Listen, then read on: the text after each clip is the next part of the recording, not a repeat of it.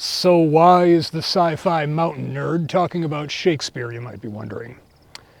Coriolanus, written sometime in the first decade of the 17th century and set in the very early days of the Roman Republic, based on historical events but with Shakespeare's usual level of artistic license, is generally performed in a Roman setting but has not escaped being reset in other periods. When I first saw it performed in the mid or late 90s, it was done with a 1930s fascist bent. This was around the same time as the Ian McKellen Richard III film, a bit of a trend at the time. During the last decade, Coriolanus got the modern day treatment. The two examples I'm most familiar with are the 2011 film with Ralph Fiennes, and in 2018, the Stratford Festival presented one of the most impressive stage productions I've ever seen, directed by Robert LePage. What you're seeing isn't added in post. The moving panels and all were live, like a graphic novel on stage. Some things from the original play work just fine in a setting with modern weapons and mass media, and others don't translate so well. But for a long time, I've toyed with giving it a science fiction treatment. Not in the sense of it's just the play but with lasers, but rather the story as a starting point and playing with how the character changes in relation to the setting. One of the basic questions it runs into is, are we individuals motivated by reason and ideals, or are we really just bound by blood? Expressions of the tribe. Science fiction plays with these questions, often through finding common ground with the alien, or alternately having to fight them to the death. But a sci-fi spin on this story lets us look at the fuzzy lines of our loyalties and motivations. In any case, it's the story of Caius Marcius, a soldier whose post-war political career is dashed because he's too honest. Of course, he has numerous faults, all of them laid bare throughout the story, but his core weakness is that he can't play the game. He can't misrepresent himself.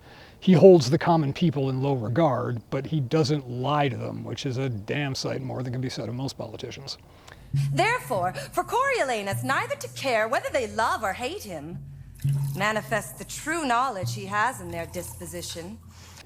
After returning from a great victory over an old enemy of Rome, the Volscian army led by his nemesis Aufidius, he is a lion that I am proud to hunt. He's a war hero, with laurels and the honorific Coriolanus given in recognition of his taking the city of Coriolanus. The ruling class, represented most directly by Menenius, want to install Marcius as consul. But he does not want the job. Good mother, I'd rather be their servant in my way than sway with them in theirs.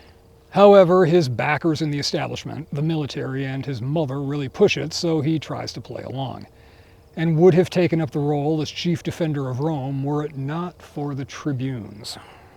In theory, they are the representatives of the common people. Stop me if you've heard this one. They are tasked with making sure that the Senate takes the commoners' needs and interests into account, but the interests they serve above all are their own. It must fall out to him, or our authorities for an end. We must suggest to the people in what hatred he still holds them. This, as you say, suggested. At some time when his soaring insolence shall touch the people, will be his fire to kindle their dry stubble, and their blaze shall darken him forever. They may have come from the lower classes, but they no longer have anything in common with them. They've attained a privileged position and want to maintain it. We've all seen this. We've all almost certainly voted for them once or twice. Oh, let's be honest, it's practically every time if you vote D or R.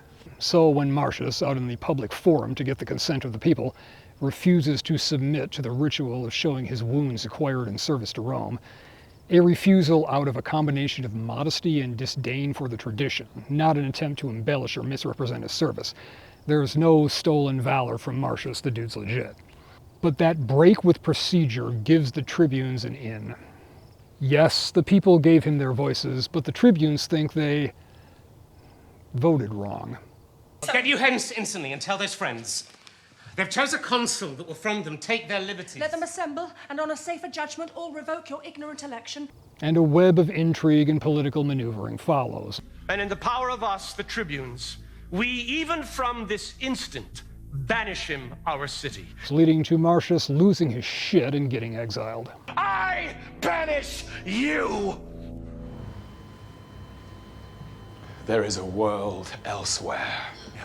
That's the line that got me thinking in a science fiction direction way back when I first saw this on stage.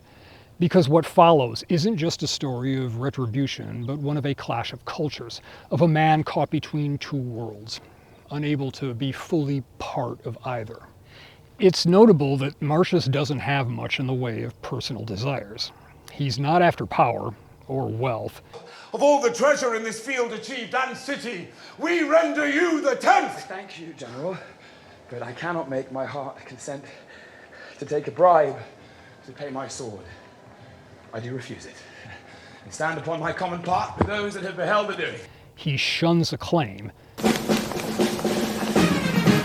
No more of this, it does offend my heart. Pray now, no more! Look. He just wants to fight Rome's enemies. This is a man whose identity is wrapped up in his nation. All his life he's been preparing for or in service to Rome. The idea of Rome, most of the actual people he finds to be rather distasteful. He serves the mythic essence of Rome, not so much the actual city full of people. And now Rome has cast him out, sent him wandering alone in foreign lands. In most stage productions, it's just the farewell scene. In the two productions I'm using for reference here, it's a drawn-out montage. But what comes to my mind is a months-long trip deeper into foreign territory, through the zone of cultural diffusion and into the truly alien. This was done well in Barry Longyear's Enemy Mine, the novella, not the movie, with the human fighter pilot Willis Davidge having to take a series of passenger ships to Dracon, with him being the only human on the ship for the final leg, drawing the scorn of everyone around him. A gradual immersion in an alien culture. That's how I see the start of Martius' exile as he travels further from his home, or home world as the case may be, slowly being enveloped in a foreign culture that he can never really be part of. He sets himself apart just by being what he is. Or we could take a Star Trek approach. Imagine a Romulan general making his way to the Klingon homeworld, intent on helping them defeat his own people to show his treacherous countrymen what for. However it's done, putting it in this setting, extraterrestrials rather than a neighboring city-state, allows the level of foreignness to be adjusted to play with different outcomes. And it solves a minor problem that emerges in these modern setting adaptations. What's thy name? Prepare thy brow to frown. Knowst thou me yet? I know thee not. You can get away with that in a Roman Republic period piece. But when you introduce mass media to the story, the scene always plays a little bit like a wink to the audience. I didn't recognize you in Mufti, just play along. But if he's someplace where he's just dismissed as some grungy outworlder, then they just want him to go away. And it also helps with a scene that tends to get a bit mangled these days. Both Martius and Aufidius have their own motives when they join together against Rome. For Martius, it's to get revenge on those who cast him out, or even that he just needs to be fighting in the service of something. He needs an army, and it just so happens that his old nemesis has one that needs help defeating the Romans. It's an alliance in the most basic sense. Two people that aren't friends, but who work together because they share a single common interest at the moment. They have an exchange, with Martius explaining why he has come, and then Aufidius responding in gratitude, respect, and hope for what lies ahead. Let me twine mine arms about that body, where against my grey dash and 100 times I've broke and scarred the moon with splinters. And they bro hug. Brothers in arms now, but many times I've seen it played with another layer added to it, deriving from a modern reading of the dialogue. Know thou first, I loved the maid I married. Never man sighed truer breath, but that I see thee here, thou noble thing. More dances my racked heart than when I first my wedded mistress saw bestride my threshold. Show this play to high schoolers and they all go to the same place with it. Gay! The 2011 film here plays it straight, but I've seen it played everywhere from mild homoerotic subtext to full-on man-crush infatuation, which, hey, how you bone is none of my concern, but I do think that trying to go that direction with this scene gets in the way of what's really happening here. It's them seeing in each other the means to achieve their highest ambition, and it's a recognition of kinship in a very deep level, one that their own peoples can't fully grasp. Only they can really understand each other. Martius, the great champion of Rome, has more in common with Aufidius, his arch-enemy, than with the vast majority of Romans. It's one of the great truths of politics. National leaders are more like each other than like the people they govern.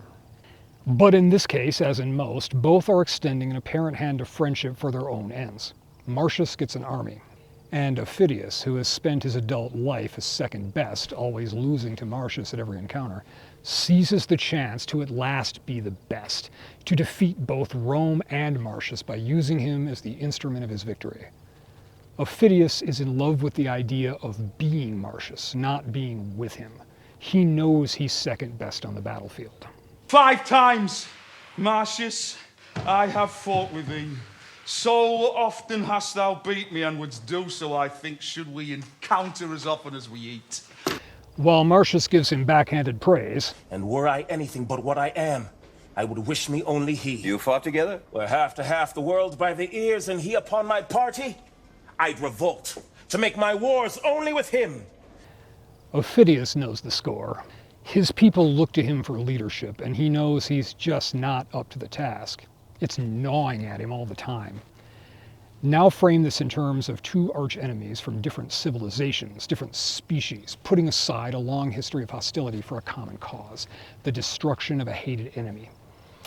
Only for one, it's a personal thing. He wants revenge on the people in power. For the other, it's civilizational, potentially genocidal. Their short-term goals align, but long-term, they are completely incompatible. Again, that Klingon army with a Romulan general. There's going to be some tensions. It's a highly volatile arrangement that will not last. And using Martius to lead his army to victory still leaves Aufidius second best in the eyes of himself and his men.